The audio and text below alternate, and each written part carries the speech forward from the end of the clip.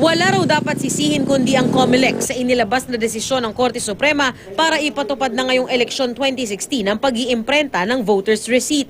Hindi kasi umabot ang COMELEC sa kanilang deadline para magsumite sila ng komento sa petisyon at sa halipay humingi ito ng extension ng 5 araw pero hindi ito pinayagan ng Korte. Simply because a body is a constitutional body that is very, very important and at the center of many of our national concerns does not mean that court requirements are to be taken lightly. When we say that a deadline is non-extendable, it is to be taken very seriously because we don't usually give out such an order. So I hope everyone can understand because we want to be helpful to the success of the 2016 elections, not serve as obstacles to its successful conduct.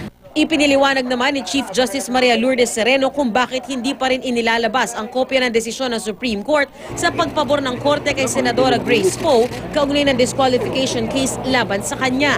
Ayon kay Sereno, pinaiikot pa sa kanila ang desisyon ng ponente sa kaso.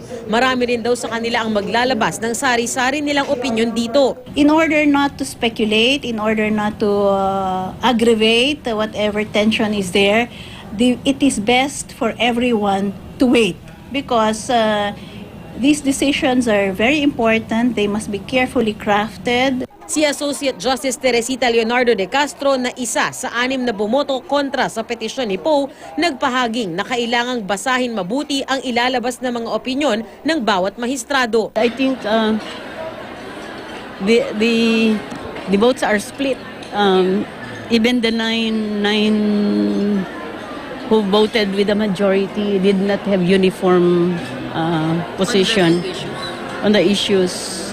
Hindi rin pinalampas ng SC ang lumabas na balitang umano'y tinangka silang suhulan ng tig 50 million pesos para i-disqualify si Poe. We deplore unverified information being published,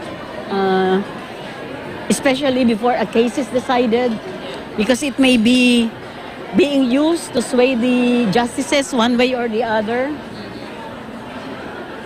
What for is it being published? For what reason? Lia Manyalak del Castillo, Nakatuto, 24 Oras.